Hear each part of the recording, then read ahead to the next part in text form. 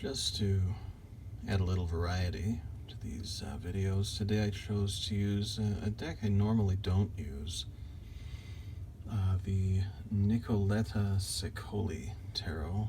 I hope I got that correct. That one.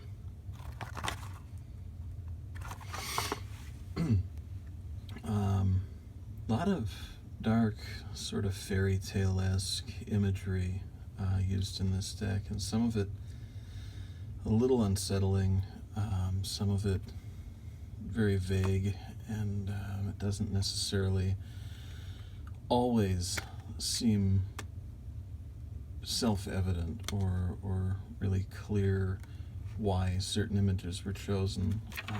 I like some of them. I like them pretty well. I think the artwork was done really well.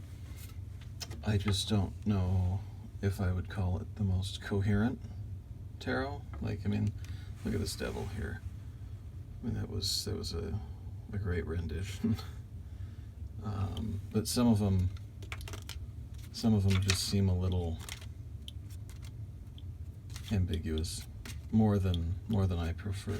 But great art. In any case, this combination of cards tells me something pretty clear and actually pretty relevant to a discussion I had just earlier today.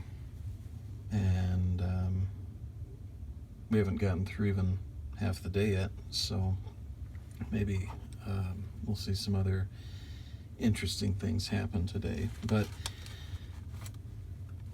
we know in tarot that death doesn't mean that you'll die right away anyway. I mean, chances seem pretty good you will eventually.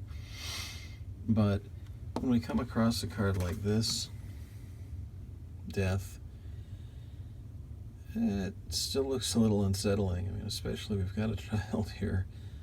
And an obvious reference to Snow White, you know, speaking of the fairy tale aspect of these cards. But I looked at this and immediately I thought she was the one who ate the apple, you know, and maybe, it's been a while since I watched that particular film, but maybe if she'd have paid a little more attention to some details on that piece of fruit, she wouldn't have fared so badly, and she wouldn't have ended up in that predicament, in what seemed a pretty final and terrible outcome. But we know the story. At least I think I remember it. If I remember correctly, she got a kiss from a prince. It was something along those pretty standard lines. And she came back, and of course they lived happily ever after. And while that seems a bit cliche, it does hold some relevance in the death card, because the transformation that we go through generally has a degree of permanence. The pain, the uncomfort, those things don't, and we can get through those, and we can hopefully learn from them.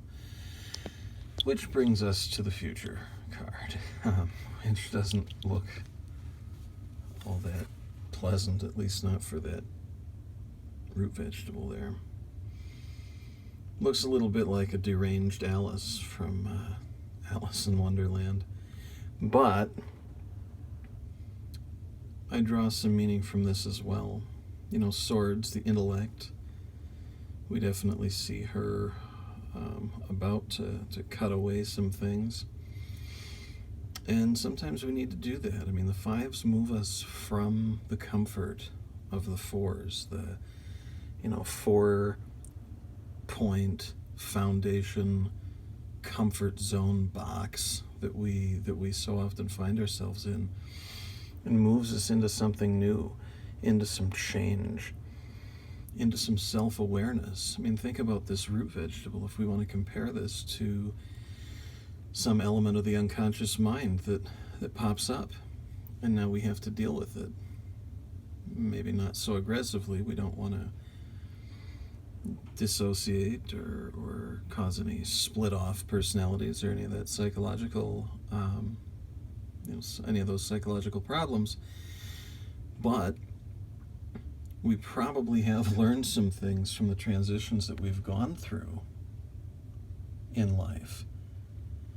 And we do well to apply what we've learned so that when we do go through a transformation again, it doesn't have to have so many unpleasant feelings or problems associated with it, but B, so that we can handle these things that come up in our future that maybe have been sitting beneath the surface for many years or our whole lives without our awareness. And then finally, possibly as a direct result of the transformation at death, we can handle them. Maybe death gives us the tools we need, the logic we need, or just the sheer rage to say enough and to finally get to work. I've gotten more out of this deck this morning than I actually anticipated, and I have a feeling we'll see it again.